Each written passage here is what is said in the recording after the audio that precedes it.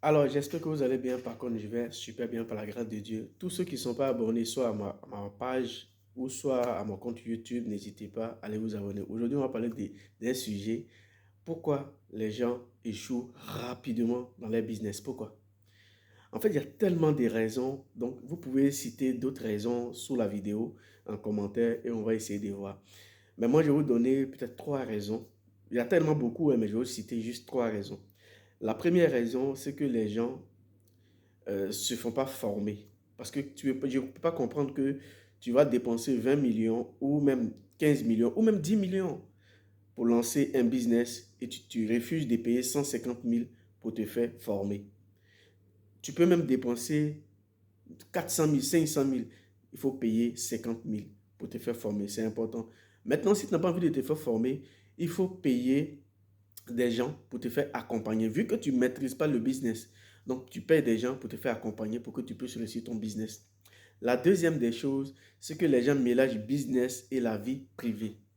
Vous savez, dans la vie normale, tu peux être doux, gentil, sévère, ça c'est ta vie. Maintenant, ton business, dans le business, à un moment donné, tu peux être doux, à un moment donné, tu peux être sévère.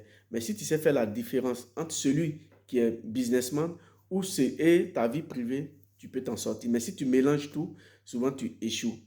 La troisième des choses, c'est que les gens refusent aujourd'hui de faire l'étude du marché. Là où tu vas installer ton business, là où tu vas mettre ton business, là où tu vas même, si c'est l'élevage, si c'est tout ce que tu veux faire, l'endroit où tu veux mettre, il faut prendre le temps pour étudier, pour voir, est-ce que si je mets l'élevage là, est-ce que je vais arriver à vendre peut-être les œufs ou mes poulets? Est-ce que si je mets euh, en tout cas, faut tout faire pour étudier d'abord le marché. Est-ce que si j'implante quelque chose là, est-ce que ça va vouloir, avec tout ce que je vois aux alentours, est-ce que ça va sortir? Est-ce que je vais vendre? Est-ce que je vais avoir des clients? Il faut faire tout ça là, c'est très important. Mais souvent, les gens viennent parce qu'ils ont un peu d'argent ou ils ont même de l'argent, ils mettent le business et puis ils s'en foutent.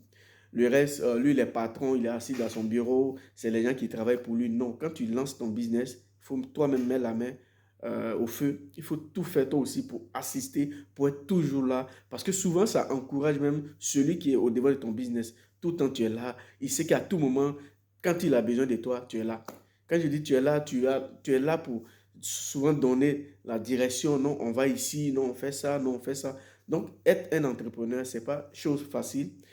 On ne devait pas entrepreneur qui veut, mais qui peut. C'est très important. Si tu veux réussir à ton business, il y a des critères, il faut d'abord remplir avant de te lancer. Quelle que soit la somme que tu as, tu peux lancer aujourd'hui un business. Même avec 50 000, on peut lancer un business avec 100 000, avec 200 000, avec 1 million. Mais quand tu ne maîtrises pas ton business, évite de mettre assez d'argent.